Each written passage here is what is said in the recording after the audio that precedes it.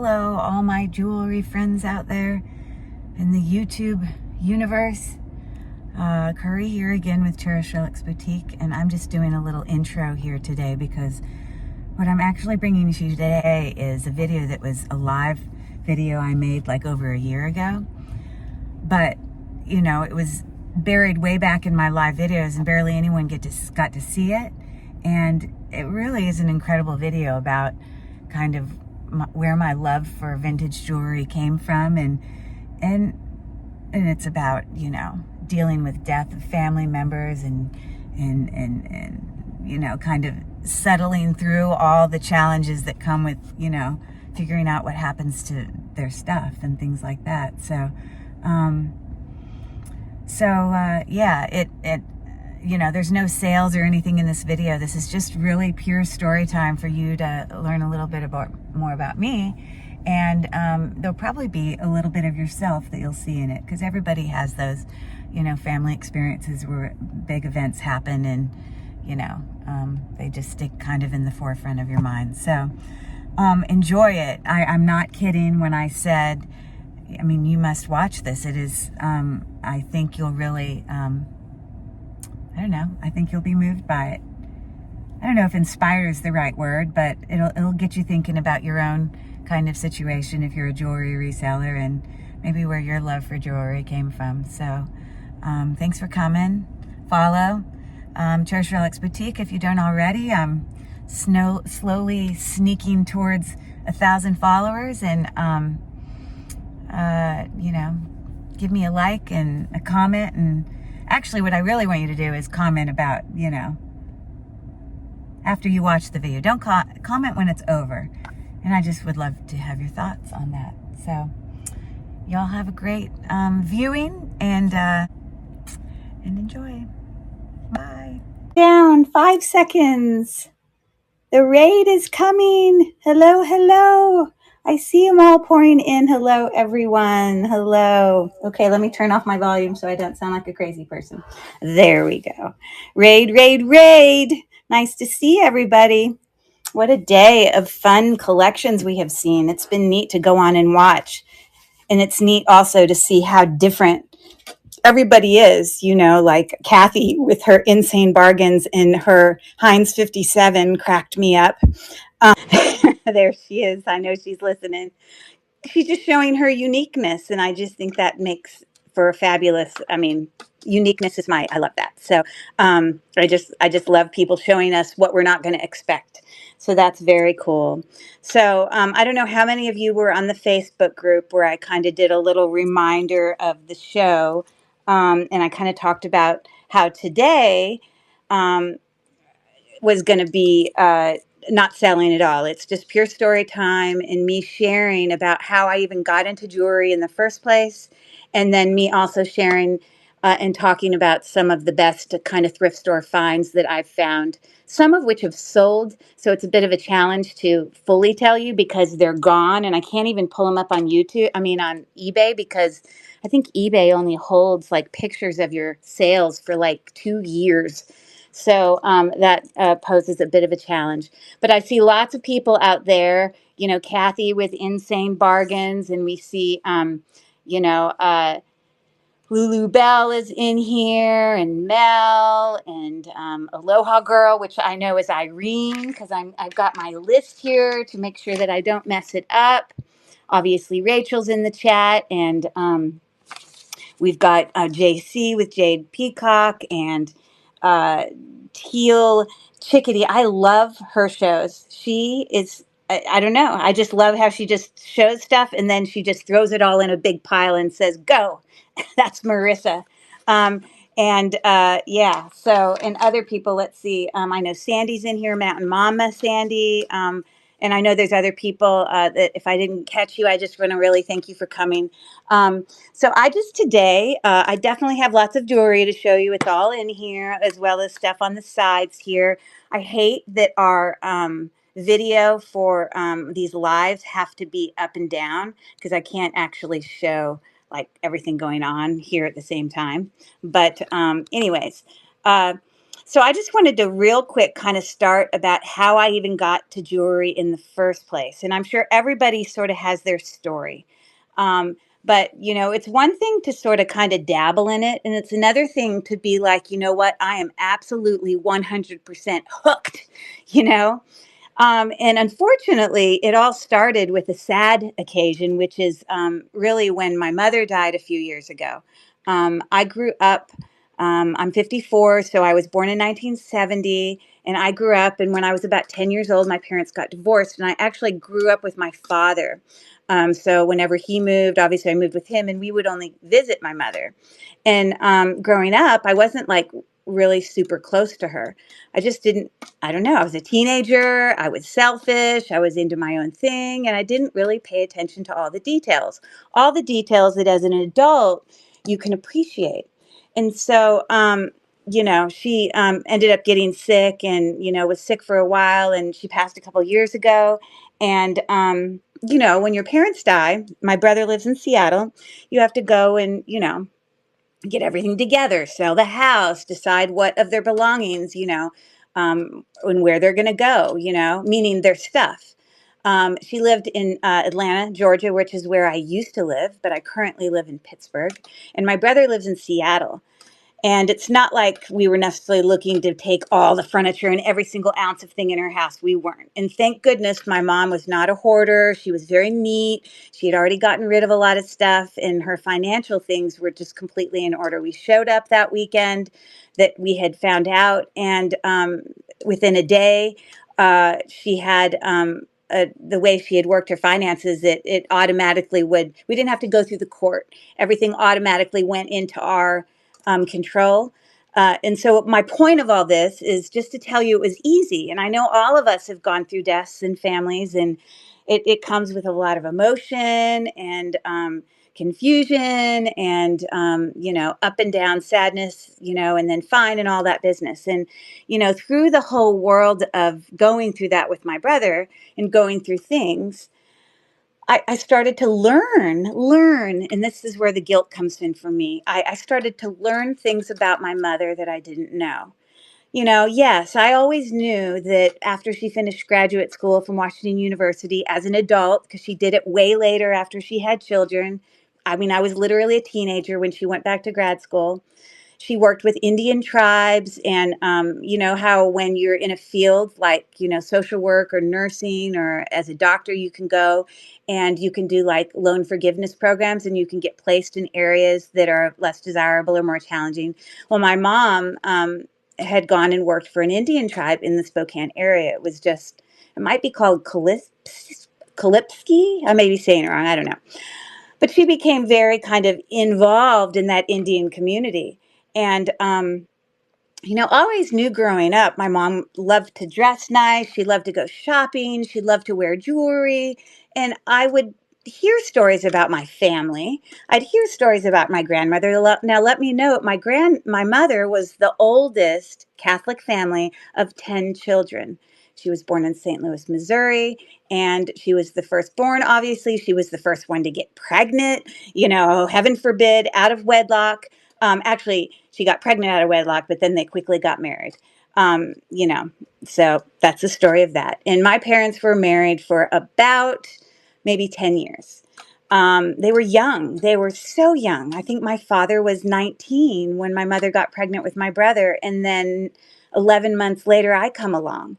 So, my mother was basically pregnant for 2 years straight, imagine. And then you're running around chasing two toddlers. So, anyways, let me go back to when she died and going through all her stuff. So, as I'm going through all her stuff, I discover um, this huge tub, very organized, of a whole bunch of seed beads and jewelry making equipment and all this stuff. My mother has always loved jewelry. She's always had things hung up and displayed in her room. And she was also very artistic. So she was very skilled. She could draw, she could play instruments, she could do all these things. She also, in her years, was very involved in square dancing. She was a square dance caller, and she just did all these really unique, awesome things. And I just, as a teenager, I didn't appreciate all those neat things about my mother. And now that she's passed and I go through her stuff, which as a kid, you would never be nosy. You would never just go and dig through all her old, journals and all her old. But when they die, that's what you do. You look for it because you want to make sure you're not going to throw anything away that's important. So within all of that, I ended up coming across this box that had all of this jewelry making equipment. And within that, I also knew that I had a whole bunch of jewelry that I'd already gone through a few things of hers before she passed that she wanted me to take and split some stuff up with my brother, which I did. And then, but I never made the connection of the craftiness ability of my mother. And that's what I'm going to talk about now. Um, I always knew she was crafty. I always knew that. She was skilled that way, but you never know when you look at jewelry and things if what you're looking at is something that was made by them, handmade, or you don't know if it was just bought at a store or made in bulk. But from my discoveries, which I'm going to show you tonight, I found out that a lot of her things she made from scratch.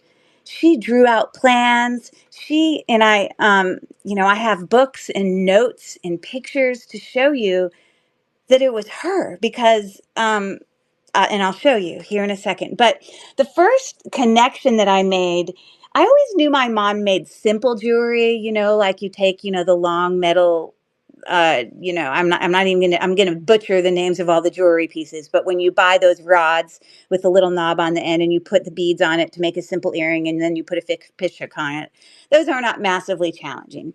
So I knew she had done stuff like that, but I didn't ever know that she had in detail made all these beautiful uh, seed bead, um, I would have to say Native American inspired jewelry. And this is where these two specific pieces to start with is where I knew that all of this stuff was made by her. So I'm going to bring forward a few things that I'm going to tell you right now. These were not store bought. These were made by my mother years and years ago. That I came across. Now, obviously, you guys see seed bee things a lot. You probably see things that were probably made in bulk. But the fact that my mother made this, she'd already passed, totally moved me.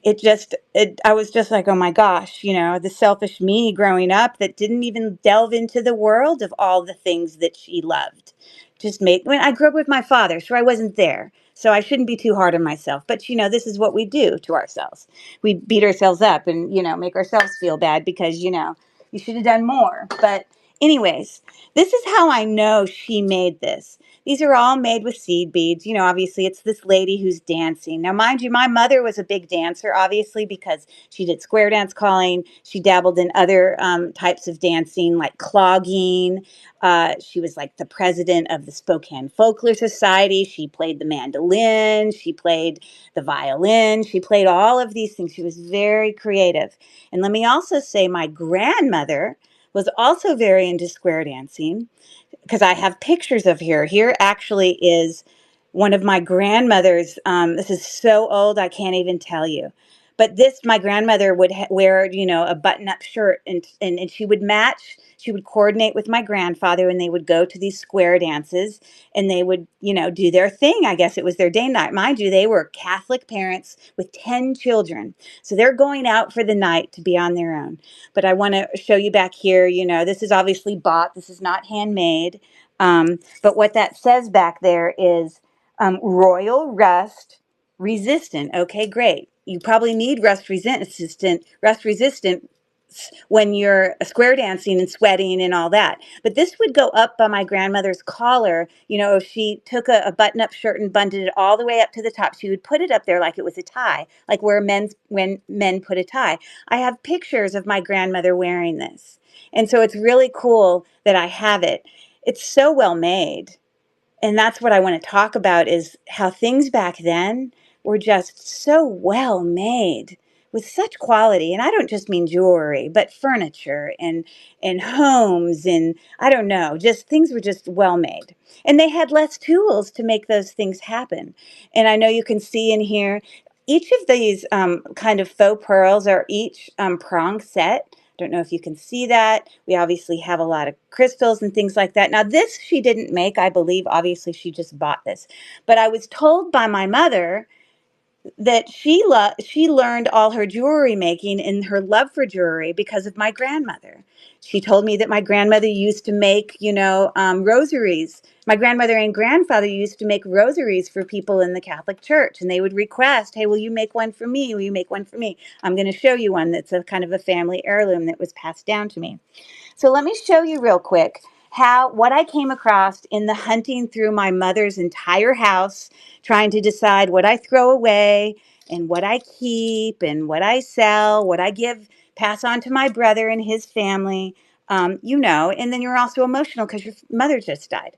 But I'm flipping through. I found this huge tub of seed beads, jewelry making equipment, and I'm just very casually flipping through this book. It's old, it's yellowing, it's whatever, and I'm flipping and I'm just taking a brief look at it to see what has come upon me.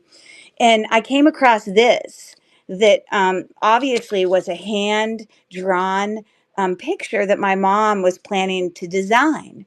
And it was right next to this picture of something that was similar that she happened to see in the local newspaper. Now, I don't know if this local newspaper has a date on it. Um, but it doesn't look like it does. Hold on, let me see if there's a date on here. My guess is it is probably early 70s.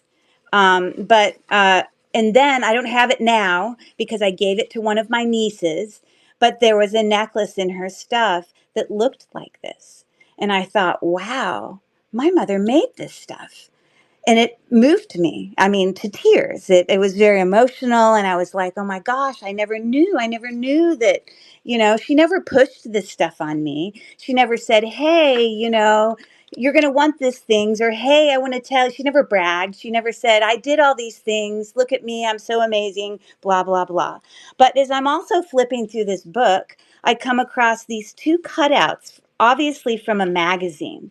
And this first cutout, I would like, that probably looks a little bit familiar to you. Now, obviously, this picture is someone making earrings, but does that look a little bit familiar to you? My mother obviously saw something and got inspired, and bam, isn't that cool?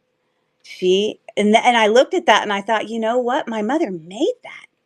And I was just like, oh my gosh, she saw something. She's like, I'm going to create this. And, now obviously this is a catalog where you can go buy stuff. And I'm going to show you other things that I'm going to show you that I'm not going to show you, but I have a whole tub with all of her jewelry making equipment, with all of her extra beads that were in some of her jewelry that was made versus things that she never used, which proves to me also that they were made by her because we have all these extra pieces. So that was one thing that I came across, obviously just a necklace. And then another thing that I saw, again, she hadn't even gone. Maybe at this time she was involved in maybe she was at this time. This was later. This was probably, I think this picture was earlier here. But I think this was probably 10 years later. I think this is after she started to work for those tribes, those Indian tribes. And if you notice, those are a whole bunch of corn husks made with little teeny seed beads. And in the edges of those little things are all leather, little leather things off like that. And so again, in my mother's stuff, I had come across this necklace. There's no brand. These exact twisty barrel clasps are in her jewelry making equipment that came to me. And I came across that again with little leather touches and, sort of resembling this thing that I saw in her pictures. And again, I was like, oh my gosh, and I feel bad going back and thinking, you know what? I didn't know. I didn't know my mother made all these things. I would have done these things with her while she was alive. Mind you, in her older years, she didn't do all this stuff. This is stuff when she was younger. And this particular catalog has a whole bunch of, instructions and things like that. But it definitely has pictures of earrings in which I'm going to just quickly show you a whole bunch of other things that I know that she made. Anyways, yay for all of those creative people who make their own things. I think it's so cool. So those are those two cool pieces. And let me show you some other things that, I gave about half of the things that she made to my brother. I have one brother, and when my mother died, I gave half of the stuff because he has two daughters and a son, and I wanted to make sure we're spreading all this out. This is a beautiful barrette. Those are all hand sewn, hand stitched seed beads. This is not massively produced. This was made by my mother. You see, it's got a backing of leather here. It's got a normal barrette, which we can all picture from our growing up days. I definitely wore these barrettes in our hair. And then, this is all done by her. And I just am like, oh my goodness, my heart is moved. We've got this beautiful one. And let me just bring this down, and I'm going to just very quickly pop up just a few. Now, mind you, half the things have gone to my brother, tons and tons of earrings. Where in those books that I showed you, there's all these designs for earrings. And you can see, like, look, this earring is very similar to this earring that she probably used a pattern that was similar, um, to come up with those things. All of these down at the bottom of this beautiful earring here, these are like, I think these are possibly bone down at the bottom. Again, my mother worked for an Indian tribe for years before she then moved on and did other social work stuff. So she was very influenced by Indian, the Calypsi, I'm going to say that wrong, tribe. And what I should do real quick is pull up a picture of my mother so you can put a connection with who she was. And I know you guys don't know really what I look like except for the pictures on the,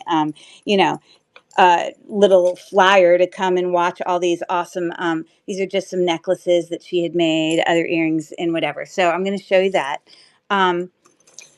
Just super briefly, I'm going to pull up, hold on one second, a picture of my mother,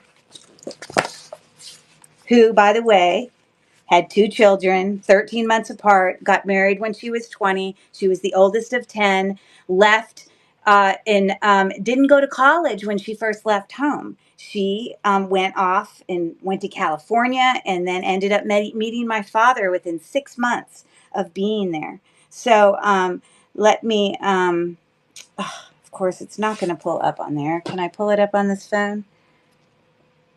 Okay, hold on. Let me just look at it this way. Give me 1 second. I just have to pull it up. Hang with me. Don't leave me. Because it's a public account.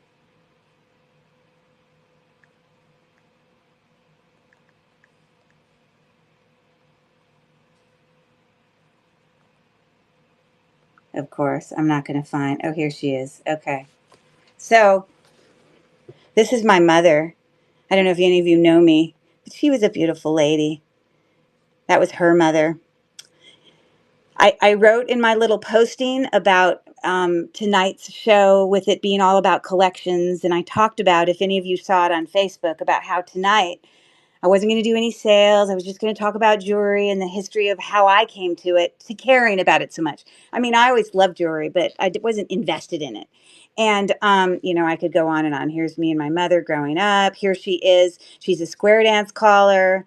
And this is actually after she passed. This is us at her funeral when all the grandkids are singing songs for her, blah, blah, blah. Very creative family. I won't bore you with all that. But the point of what I want to say is that, you know, sometimes very sad occasions bring people together. And what I also want to say is, I was so moved when I found all this stuff that I made different decisions myself. And I did some things that I was like, you know what? I'm going to do some things a little bit different. Here's another thing my mother made, by the way.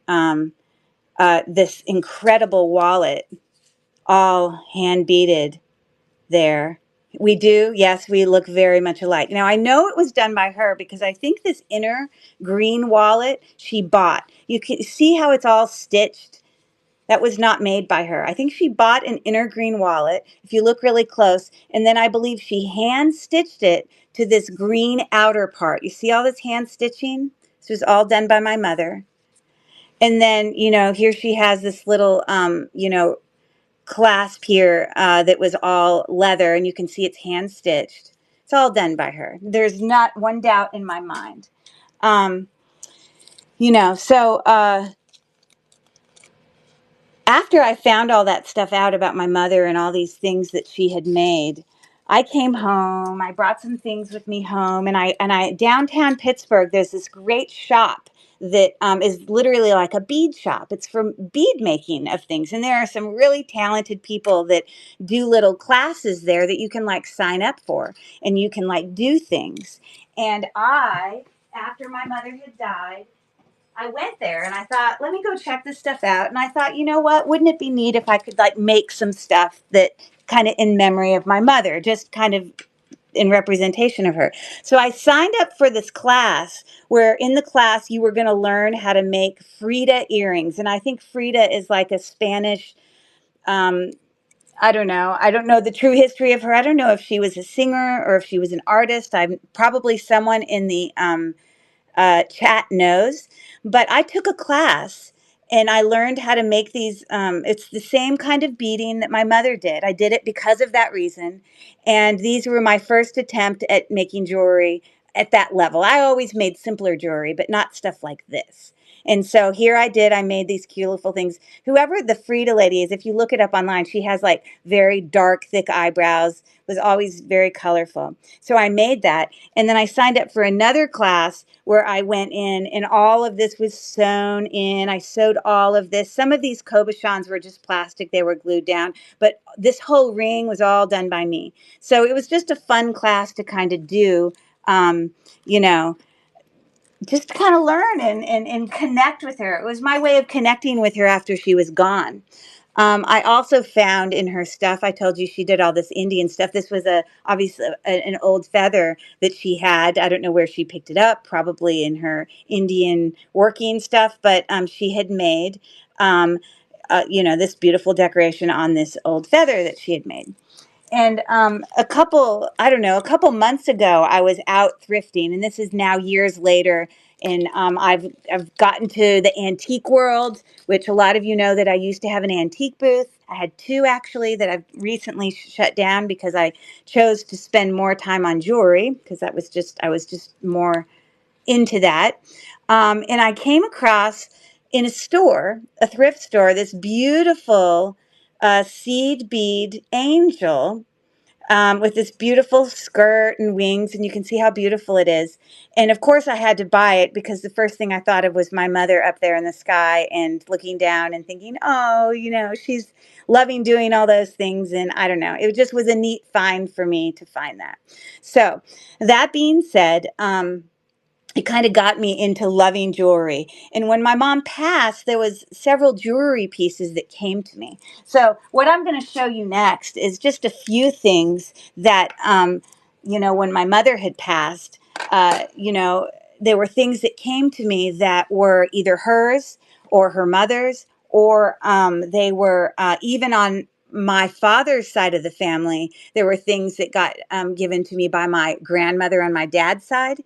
And then my dad was remarried like, 30 years ago to my stepmom, who I'm very close to, who's from Australia. And her mother just recently passed, and there was some jewelry she gave me as well. So I was just going to show you very briefly just a few things that came down the pipe that, it's one thing when you find these things out in the wild, as Rachel will say, when you're looking for stuff and you're like, oh, I'm going to go thrift, I'm going to go find some deals. But you know what? The things that we buy were someone's grandmother's were someone's mothers. And so it gives me this feeling of wanting to treat all of these beautiful things with such respect, because there was a life that it lived before it came to us. And it's it's it's a story. And just as I said in my little Facebook post, if any of you saw it on our group, I said, listen, jewelry tells a story. When you look at jewelry that you know once belonged to somebody, you know it was on the wedding ring finger of a woman that raised 10 children in a Catholic family. And all the life that that went through as she wore that ring, or as she wore that necklace, or as she had a husband that came back from the war. And I'm not saying this was war, but my grandfather was a veteran and went away to war, and I have pictures of all that. And but obviously these are some things very old that he had brought for her. I'm not saying it's incredibly valuable, but it's valuable to me just because it was my family's. And so for all of you that as you're out there and you're hunting and you're I'm not saying for you to hoard things. I'm not saying in your own household to never throw things away. But when there's something that you feel like your kids one day they're going to care about it, they just might care about it one day. So, put a little box in the corner, set a few things aside that, when you're trying to get rid of the bulk of most stuff you don't really need to keep, some things will matter. And even though I wasn't super close to my mother, which meant I wasn't super close to my mother's 10 siblings who all grew up in St. Louis, a lot of her things came to me.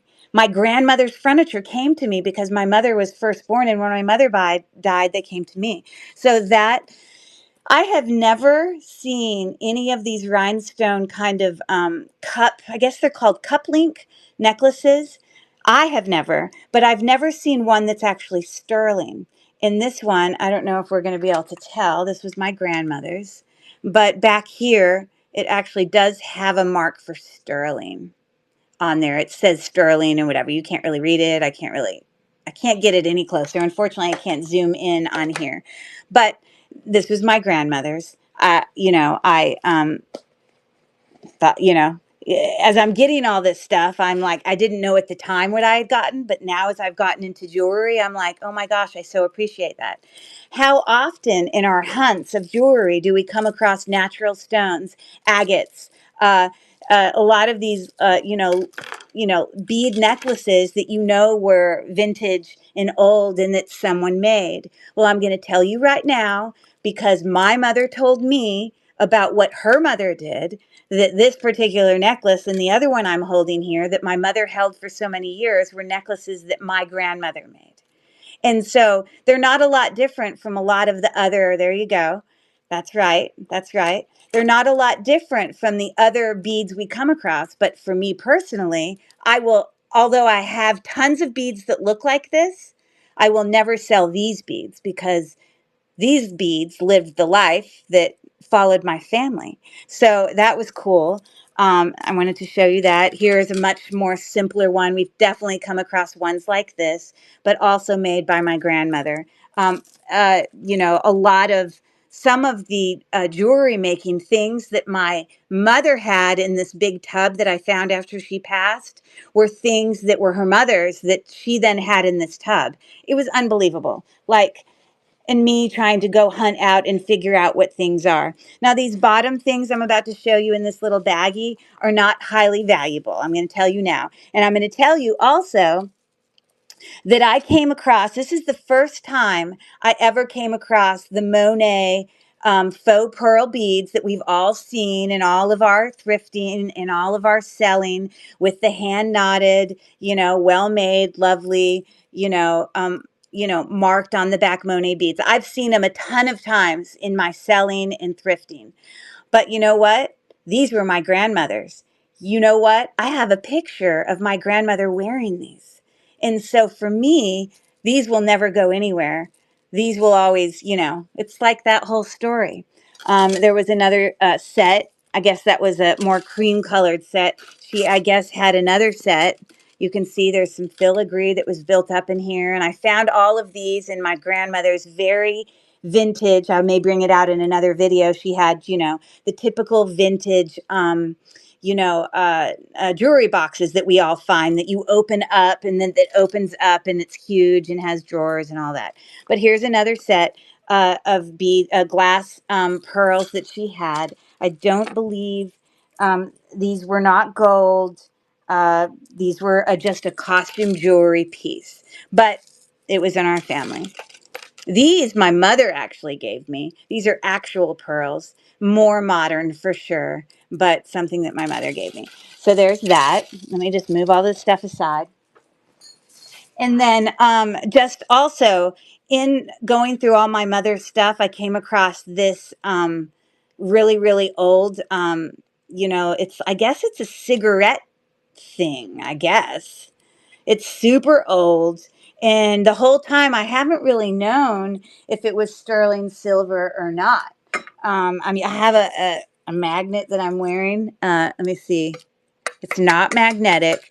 And literally up to today, I never knew if it was sterling silver. I probably had put this away. This was when my mother passed, is when I found this, and never actually, did an acid test on it. But I don't think I need to. I think this was maybe my grandfather's. But if you look really closely in the back right here, it says sterling and 14 karat, which is unbelievable. It doesn't say 14 karat gold filled. It says sterling and 14 karat. There's the 14 karat there. And these are numbers. Okay. So the 14 karat, I'm sure, is referring to just these lines that are kind of in there. And I think it goes this way because this is a monogram right here. So I wanted to show you that. I'm getting through it. I'm getting through it. I promise. All right, I wanted to show you a few things. I hope I'm not boring you guys. I hope this is interesting to you. It is interesting to me. And I feel like it's neat to be able to tell you about why I got into jewelry. And this is why. This is the story. This is my story. So, anyways, I told you that my grandfather and my grandmother, but my mom more specifically talked to my grandfather who made all these rosaries for people in their church. I found two of these when my mom died. One of them I gave to my brother. And I kept the other one. And I actually saw these before my mom died because when I was going through her stuff, when she was still alive and I was trying to split up jewelry and send it to my brother, she had told me about this. And she had said, yes, that is a rosary that your grandfather made. And he would buy all the components and he would make these, obviously he didn't make this cross, but they bought the components in order to make all these, rosaries for, them. And you can just picture them every Sunday or whenever, or Wednesday, whenever they go to church, their rosaries are in their cute little things. The other one that my brother has was a little zippy thing that looked exactly the same. And that's, they went off to church and they had their rosaries and they just lived their lives. And so I just think that's super cool. Okay, let me show you a few jewelry pieces that came from my mother's side, and then I'm going to show you a few jewelry pieces that came from my father's side when they passed, as well as uh, my stepmom's side, which side, I have a dad who's remarried. So when before my mother died, she had given me this ring that is so beautiful. It's, it, and when my mom told me the story about this ring, she said it was my grandmother's, which it was. It came in this really, really, really old box. And, my mom was trying to look for, the paperwork on this because she said it existed somewhere. And, way back then, you know, um, I don't know. I don't know what the paperwork looked like way back then, but and what my mom had said is, yeah, it's real. And I looked at her, and I was not a jewelry expert at the time, and I said, Mom, there is no way that this emerald-looking ring is real. First of all, it looks too perfect because emeralds, obviously when they're real, you're going to see imperfections in them. And if it was real, I would be a millionaire. Ha ha, I'm just kidding, but but it does say 10 carat on the inside, and it does also have a maker's mark of some brand, which I had looked up the jewelry brand before. Um, and I do have a gem tester here. When I came back with uh, this jewelry, my mom was still alive when she gave me this. Um, I had gone to my local jeweler, and she and I went and wanted to confirm what I knew, that this wasn't real. I think what my mother meant by this was real is that it was a gift that my grandfather had given my grandmother, that was real gold. These side stones are not chips of glass, they're real. They are, I think they come up to, I don't know, maybe a lower level white stone, maybe topaz or near topaz, I don't know, but they're not glass.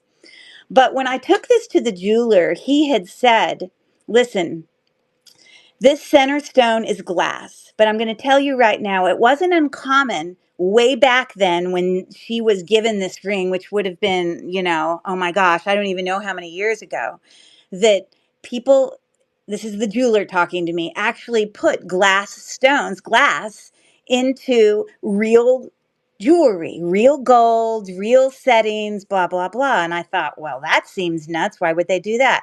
But yes, this is what I learned. And I was like, okay, well, cool. And I considered possibly dabbling in the idea of, um, no, I don't want to sell her stuff. I'll never do that. I agree with you. It matters a lot to me. I dabbled with the idea of maybe at some point, replacing it with maybe a lab created emerald or things like that. And then I thought, you know what? I'm not going to change it. This is what my grandmother wore again all these years. So I'm going to wear it. I want to wear it just like she wore it. Um, and the jeweler also said, you shouldn't do anything, but I'm going to tell you. And he said that this ring was probably worth about $1,200 or $1,300, not because of the stones, but because of the setting that it was made in 10 karat gold, that was made to have such a huge stone in it. And he said the setting is worth more than any of it. Over $1,000 is what he said. I'm not going to do anything to it, but this is my fun ring that was my grandmother's, and that she probably went out on her date nights and thought, oh my goodness, what is, yeah, isn't that super cool, Rachel? I agree. So that came from my grandmother when she passed. Um, my grandmother raised 10 children, Catholic family. At some point when my grandmother died, her wedding ring was handed down to my mother. And then my mother wore it for years. She wore it so much that any sort of engraving was in here. Yes, I saw that. Isn't that so cool? I appreciate all these people that are listening to my storytelling. I love that. I so appreciate you being here. And if any of you want to come in and participate in the chat or any of the things that we're doing, you want to come over to www.lilyworksjewels.com, and then that's part of the district community. You'll have an opportunity to you can join that community, and if you just follow that marketplace, then you'll be able to come in and participate in the district chat. You're able to chat from YouTube, but you can't see our chat. And I'm not doing any live sales tonight, but you would be able to bid as well, just so you know. So this ring, when my mother died, came to me. Now, it is so old. There actually are microscopic diamonds in there, believe it or not, that are about the size of a piece of sand. Ha ha. But there are diamonds in there. It's gold and silver. This is not silver. I'm sorry. This is white gold up here that at one point had a lot of like twisty decorations in there, but it's been rubbed off by a mother who raised 10 children. Um, and then when I brought it home, I got it resized because it was a little bit too small for me. I'm not going to push it on because I have my other ring on there. But yeah, so that was my grandmother's ring that ended up coming to me because my mother was the firstborn in a family of 10. So some other rings that came to me, or another ring, individual ring that came to me when my mother, before my mother died, was this beautiful ring that's just so lovely. My mother was born in February. So for a lot of years, I thought that this ring was an amethyst. because why wouldn't it be? She's a February birthday, and I know February is amethyst, or at least I believe it is. You guys can confirm that in the chat. Um, but the story that my mother told me was that this beautiful little ring, my mother had gotten my mother had gotten a job, after school job. She was a teenager, in high school. And her first paycheck after starting this job, she used to buy herself her very first piece of jewelry. Now, obviously, maybe she had saved up a few paychecks, but ultimately she saved some money and went and got a real piece of jewelry. This is, in fact, gold. There are marks on the inside, all of that. But I didn't get a gem tester in my jewelry world until, probably a year or even longer after my mom had passed, and so I never had the opportunity to check whether or not this was an actual amethyst, assuming that it was. It is in gold, and whatever, all that. But what I discovered in my findings was that this was actually it was a purple sapphire. And let me turn this upright so it can go in there right. Or let me go up here. It definitely is not an amethyst, but you can see it goes up there into the sapphire range. And then I took it to my jeweler and I confirmed this. I don't know how highly valuable purple sapphires are, but they exist. And so that was another very cool ring that came from my mother that I will love and cherish forever, and blah, blah, blah. And again, I got this sized so that it would fit my finger. I'm not going to push it on because I have other things going on. So there's that. What I also found that came to me in my grandmother's things, I have these awesome, really great bags that I keep a lot of my jewelry in. They've got these little charcoal pieces in it because it helps keep them from tarnishing. So that's how I store a lot of my jewelry, just to make sure that, I'm just taking care of it and that sort of thing. And I know you guys wouldn't normally know all this about me. I'm getting highly personal, and I'm sorry if I'm boring any of you, but this is my story. So I'm just telling you my story. This also came to me that I found in my mother's things. She had never talked to me about this little thing until ever. But when she died, this came to me. And I know that it was my grandmother's. At the time when I first found it, I didn't know anything about jewelry. I was just starting to explore about it. But it's just this beautiful chain with this elegant a pendant on it. This teeny little microscopic thing in here is actually a diamond. And the way that this is made, you can see that the diamond, when they made this little pendant, there's a little teeny hole there so that light can get in there for the little microscopic diamond. But isn't that fabulous? At the time when I got this, I didn't know how to look for jewelry marks. I hadn't gotten into this yet. I had just started dabbling in it, and I was like, oh, and I took it to my jeweler along with some other things. And I was like, can you tell me about this piece? Blah, blah, blah. And I don't know if you can see this, but on here, there was marks in here that say, 1/20th, 12 karat gold filled. So this was a gold filled piece, but it actually had a little diamond in it. But it was my grandmother's, and I think that's super cool. So there's that. Okay. I'm trying to move as fast as I can. I think I also mentioned to you that my, um,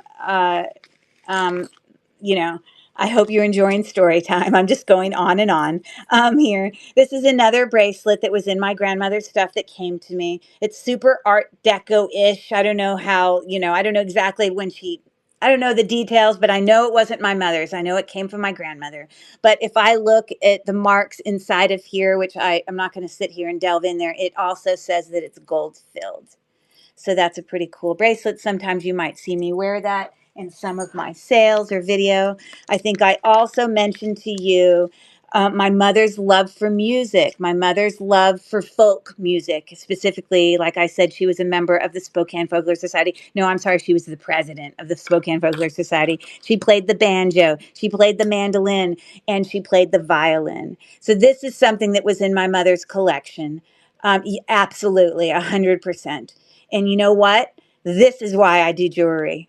I have my own things that I love, but it's neat to find jewelry pieces for other people. I can't tell you how many times I've sold things on eBay and someone sends me a message that says, you know what, I really love this piece. I got, these earrings from my mother when she died, and this pendant looked so similar to it. I got it, and they tweaked it or made it work, and they like made a set of it, and they tell me these stories about these family things, and it moves me. I don't know. I just love it. And all these things tell a story. Jewelry tells a story. So this is an old violin pin that is in fact sterling silver. Look at the details on that I found in my mother's things after she passed. I didn't take this before she left. But again, right here, you can see a mark that says sterling. I didn't clean it up or anything, but that's a beautiful brooch that was my mother's. And then I'm not going to get the light out right now because it's going to take up my time. This is, in fact, an amber. Also, another, uh, uh, this is another like violin with, you can see it's got the little twisty things, which is like a violin wood. And of course, the strings here are not bending the way I want them to, so I'm straightening them so that they can look pretty for you. Hold on 1 second. There we go. And so, so this was another piece that I found in her things. And that is, in fact, amber and sterling silver. I don't know if those marks are on the back. Let me see. Yes, in fact, right in the center, right here where this little mark is here says 925. So that was another thing that came from my mother. I'm going as quickly as I can. I set aside all these other things to show you my thrift finds, but I honestly don't even think I'm going to get to it. I think it's all going to be me just telling you the story and going through all this old stuff that came to me. All this might have to be another video, but of course, I since have found lots of things in my own hunting, many, many diamond pendant necklaces that I kept for myself. Of course, I'm not an idiot, that I enjoy wearing. And if you see me, you don't always see me on camera, but let me just make it personal. Let me flip this around. Here I am. Hi. Here I am telling you the story. Um, uh, a lot of these things that I found in my thrifting and in my huge 20-pound jewelry boxes at the bottom, wrapped around and tangled within things. I found lots of diamonds as well as lots of other precious metal and things like that. But I don't think I'm going to be able to get to those tonight. Let me continue with the few things that came from my grandmother. So when my mother passed, this was also in her stuff. But a lot of times when you come across these bangles, they're often just, just regular metal. Usually they're not magnetic. But these are, in fact, every single one of them are sterling. And I've tested them. I can't, of course, get this to focus, but I'm not sure if they're actually marked, but they are actual sterling. And everyone knows the sound that sterling makes. But these came from my mother. I don't know if they were her mother's, but there's another thing to share with you. And, like I said, a lot of the things that I have gotten from my mother over the years, there were a lot of I'm sorry, Native American things connected to the fact that she worked with them. So I have a lot of things from my mother that were turquoise. There's a little brooch that was hers. I found this. I shouldn't say I found it because for years it was actually in her house. But this was a Native American doll that I believe my mother made. She was very artistic.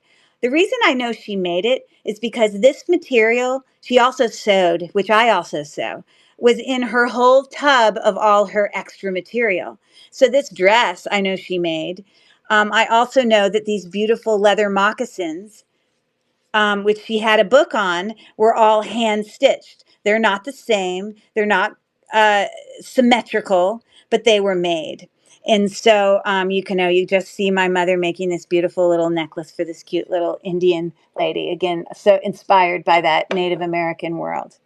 Okay, so on the other side of my family, when my grandmother died on my father's side, a few things that came to me that were my grandmother's was this beautiful, this is a just like a wishbone brooch. This is real pearl. And from my recollection, let me look on here real quick. It says Danecraft, 1/20th, 12 karat gold filled. Let me look. And so, yes. And how many times have we come across Danecraft or whatever brands, just like I showed you the Monet pearls earlier, and you're like, oh, Monet pearls, curl, whatever, blah, blah, blah. But when it came from your family, and your grandmother passed it down to your father, who passed it down to you, me, it has meaning. And so the fact that my grandmother loved and wore that, and I can imagine it's something that my grandfather gave her. I don't know why this popped off its little uh, chain. This is also gold filled, but this was something that was my grandmother's on my father's side. I believe this is also all gold filled. It had this really unique clasp on it here. Um, let's see. I don't know why or how that necklace popped off of there, but the way that clasp works, it's sort of lariat, sort of, is this ball goes in and then it hooks back like that and sort of goes in the skinnier part like that. And that's how it was worn. That's a much vintage e-clasp. That was my grandmother's on my father's side. Moving as quickly as I can. Another thing that came from my grandmother. These are real pearls, but if I look really closely, there are marks here. You know, all of these jewelry brands that we are looking for, people in your families bought them. These actually say cremants on them. They are real pearl, but yeah, so those were my grandmother's. I'll never get rid of them. I don't often wear twist back, screw back earrings, but you know, if I had an occasion, I'd wear those. On my mother's side, my dad was remarried to my stepmom, who is Australian, and I've gotten a couple jewelry pieces over the years. But one of the things that I just recently got, her mother passed. My stepmother's mother just recently passed. Her name was Paula. They lived in Australia. My grandmother grew up there all these years. This is her name, Miss Paul P. Walker. But my mother, my stepmom, gave me this ring. In Australia, a lot of the jewelry they make is rose gold. It's not uncommon for their things to be made with rose gold. So if I look in here, what the thing says on it is it says 625, which stands for a type of gold. I mean, I don't know if it's like what percentage gold. I'll have to look it up. Someone look it up quick in the chat. You can tell me. This particular ring doesn't have it, but a lot of the rose gold items that I have might also, next to the 14 karat, have a letter P, which stands for plum, which I think is very similar to rose gold. Why can't I bring that closer and let you see it? There we go. So yeah, those are amethyst, and those are pearls. And this was a thing that was way back, done for my mother's my stepmom's mother. This was just their certificate of, you know, valuation, and here's that ring. Not that I'm trying to show you the value. It wasn't a massive value, but you know, this is the story that it had. And then these beautiful little, of course, coming from Australia, it's not uncommon. There's a lot of pearls that come from Australia, very valuable pearls, Akoya pearls, I believe. But also we know that a lot of opals come from Australia. So these were earrings that are also gold. They're plum gold. I'm sure if I were to look at the backs on this, that my stepmother, I think they were given to her. I don't know the full story, if that came from her mother or maybe they were given from her mother, but she gave them to me. So those are some family things. So yeah. So ever since my mother had passed, I had started to go into the antique world of interest.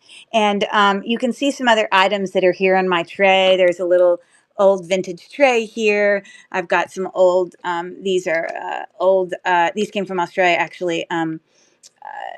You know, I don't know if they're lead crystal or not, but they are obviously for perfume. There's another perfume bottle here. This doesn't have stuff in it. It's just the color of that crystal has that color. Oh, and it's singing.